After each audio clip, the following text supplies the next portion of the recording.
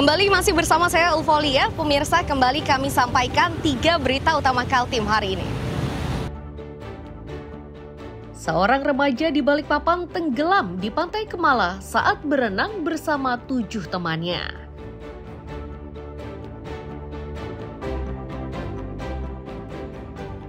Polisi di Samarinda menyita 7 kg sabu-sabu dari tangan 4 tersangka.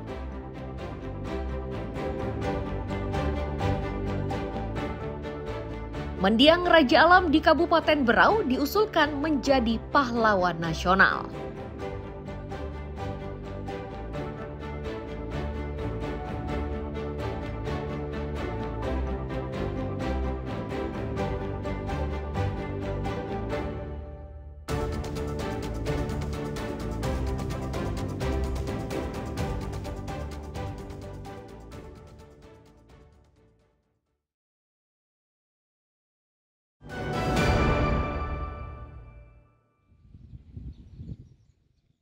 Salah satu tokoh Kesultanan Sambaliung yakni Sultan Alimuddin dengan gelar Raja Alam kini diusulkan oleh Dinas Sosial agar menjadi pahlawan nasional. Alasan pengusulan itu karena Raja Alam merupakan salah satu tokoh yang berani melawan penjajah pada masa kolonial Belanda. Bahkan akibat terlalu beraninya, Raja Alam membuatnya pernah diasingkan oleh Belanda ke Makassar. Wacana untuk menjadikan Raja Alam sebagai pahlawan mendapat dukungan dari 2 kesultanan di Berau, yakni Sultan Gunung Tabur dan Sambaliung. Bahkan rencana tersebut sudah pernah diusulkan di masa Awang Faruk Ishak saat masih menjabat sebagai Gubernur Kaltim. Alam ini itu betul-betul membela negara Republik Indonesia. Khususnya Berau. Yang tidak bisa diambil lagi, tidak bisa dirubah lagi. Mati pun saya rela apabila tidak mau ikut dengan sekutu lain. Oke. Itu ceritanya. Dari awal pengajuannya sudah lama berarti ya ini? Sudah lama, masih Gubernur Awang Faruk ke rumahnya itu. Sudah. Dari tahun berapa itu kira-kira? 2003. Tahun 2000 itu sudah dari sayembara kita adakan masih hidupnya Syan Arwah Datuk Farudin almarhum yang sebagai sultan dulu pendahulu beliau, baru beliau ini lagi mengganti almarhum Datuk Farudin. Sudah diusulkan memang itu. Sementara itu, Dinas Sosial hingga kini masih mengumpulkan bukti penting terkait perjuangan yang dilakukan oleh Raja Alam. Pengumpulan data ini melibatkan berbagai tim, mulai dari Kesultanan Keraton Gunung Tabur dan Sambaliung hingga akademisi. Kita masih terus mencari bahan ya, bahan-bahan terutama bukti-bukti tertulis tentang perjuangan beliau.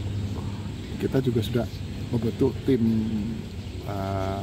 penilai pahlawan nasional di Kabupaten Berau yang beranggota beberapa lintas sektor termasuk orang dari Keraton Sambaliung maupun Gunung Tabur untuk terus menggali dan juga bekerja sama dengan universitas untuk menggali itu. Selain mengusulkan menjadi pahlawan nasional, pemerintah kabupaten juga berencana menobatkan Raja Alam untuk menjadi nama bandar udara di Berau.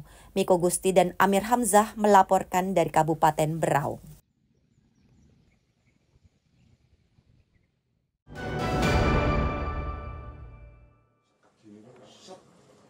Rumah beralas kayu berdinding triplek yang sudah terkoyak inilah yang dihuni oleh Gatot Supriyanto, warga Labanan Makmur, Kecamatan Teluk Bayur. Di rumah seadanya ini, Gatot tinggal bersama istri dan 2 anaknya yang masih balita. Kondisi rumah ini dibiarkan seperti itu karena Gatot tidak memiliki biaya untuk memperbaikinya. Sebab penghasilannya sebagai mekanik di salah satu bengkel hanya cukup untuk memenuhi kebutuhan sehari-hari. Beruntung, dalam kondisi serba kekurangan itu, TNI dari Kodim 0902 Berau melakukan kegiatan TNI Manunggal Membangun Desa atau TMMD ke-126. Istana Mungil milik Gatot yang serba memprihatinkan itu akhirnya turut pula mendapat perhatian dan kini sudah lebih nyaman untuk ditempati. Saya sebagai mekanik bengkel dengan gajinya presentasi agak sulit sih memang, karena nggak menentu sih gajinya memang. Ada juga yang itu dapat banyak, ada juga dapat dikit gitu. Jadi biarkan aja rumah kayak kandang, jadi sangat membantu adanya rehab ulang rumah. Gotong royong melalui TMMD juga dilakukan di rumah ibadah dan perbaikan jalan usaha tani. Bagi warga, dua fasilitas umum ini dinilai penting untuk mendukung kegiatan ibadah dan aktivitas warga.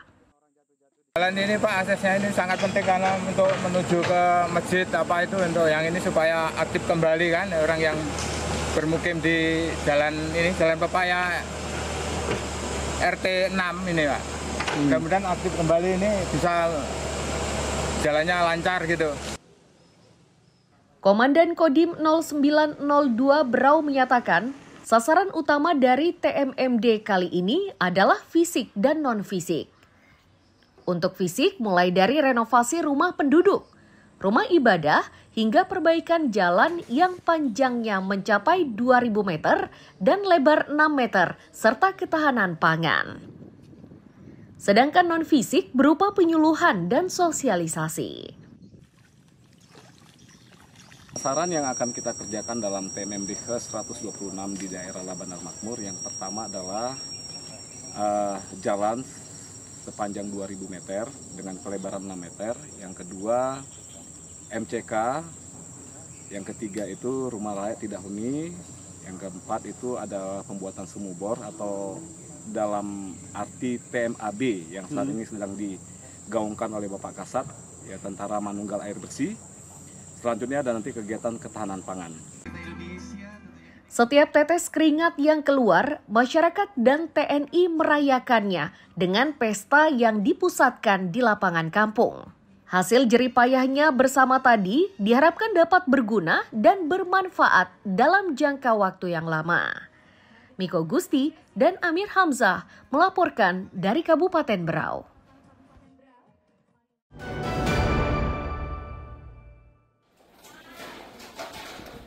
Program Makan Bergizi Gratis atau MBG yang mulai dijalankan di Balikpapan sejak Februari 2025 masih belum merata. Kondisi tersebut diakui oleh Kepala Regional Sarjana Penggerak Pembangunan Indonesia atau SPPI Kaltim dalam diskusi evaluasi program MBG pada Selasa siang. Di antara kendala pemerataan MBG mulai dari kurangnya ahli gizi hingga kendala Satuan Pelayanan Pemenuhan Gizi atau SPPG yang bersertifikat. Untuk mengatasi persoalan tersebut, salah satu upaya yang dilakukan adalah dengan menerapkan sistem pendampingan. Kenapa kami dari regional memasang strategi untuk menugaskan SPPI yang belum berskep untuk mendampingi calon SPPG yang sudah berproses di portal mitra pada tahap mulai dari pengajuan verifikasi pengajuan ataupun proses persiapan agar bisa menekan atau menambah pertumbuhan SPPG di Kota Balikpapan. Saya juga memiliki tugas yang berat karena khusus Balikpapan saja baru 10 dengan potensi yang 65, masih jauh daripada yang diharapkan. Sehingga kami dari regional terus berupaya. Tidak hanya itu, kami juga tidak melupakan yang di wilayah 3T. Sekretaris Daerah Kota Balikpapan mengakui jika cakupan layanan makan bergizi gratis ini baru mencapai 17%. Bahkan dari sejumlah sekolah non-formal, ternyata belum satu pun yang tersentuh oleh program MBG. Yang saya hormati para narasumber yang nanti ini artinya evaluasi perlu kita lakukan karena dari keseluruhan kan baru sekitar 17% cakupan pelayanan makan bergizi gratis di Kota Balikpapan mulai dari tingkat PAUD, SD dan SMP.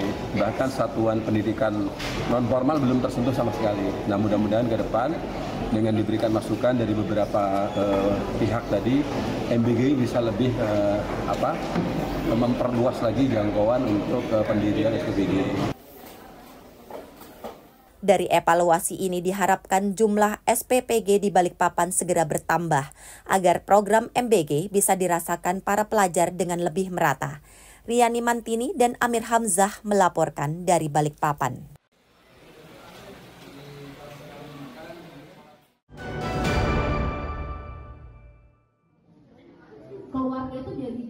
Sosialisasi tentang kesehatan mental hingga bahaya narkoba untuk pelajar digelar di SMP Negeri 5 Balikpapan Selatan Selasa siang. Kegiatan tersebut digelar dalam rangka menyambut Hari Kesehatan Nasional 2025. Staf Puskesmas Sepinggan menyatakan penyuluhan kesehatan untuk pelajar dinilai penting. Harapannya agar generasi mendatang benar-benar sehat secara fisik maupun mental. Hubungan seksual ataupun hobi deh. Kalau saya namanya saya suka banget baca buku. Banget karena ini kan remaja itu kan generasi penerus ya. Jadi kita tadi penyuluhannya itu isinya tentang kesehatan mental, kesehatan fisik, kesehatan semuanya. Jadi kita biar untuk apa ya? Gimana sih menciptakan generasi mudanya ini sehat fisik, sehat mentalnya. Harapannya ini semoga generasi penerus kita, remaja-remaja kita ini sehat fisik, sehat mental, bisa menciptakan generasi yang lebih tangguh lagi, lebih hebat lagi, terutama di hari kesehatan ini ya. Semoga makin sukses terus untuk kita semua. Di antara pelajar yang mengikuti penyuluhan menilai, kegiatan kali ini sangat berguna untuk masa depan. Mereka menilai menjaga kesehatan sejak dini merupakan investasi untuk masa depan.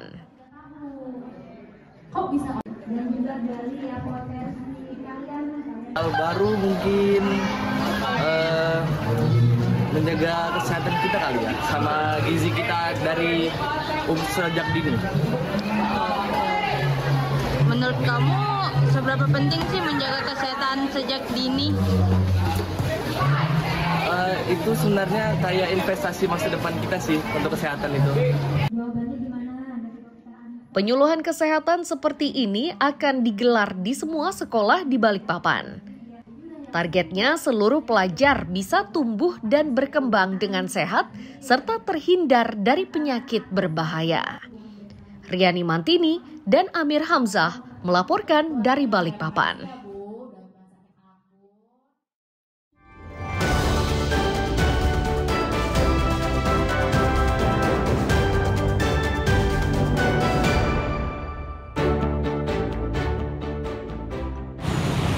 Pemirsa, berita tadi sekaligus menutup perjumpaan kita kali ini.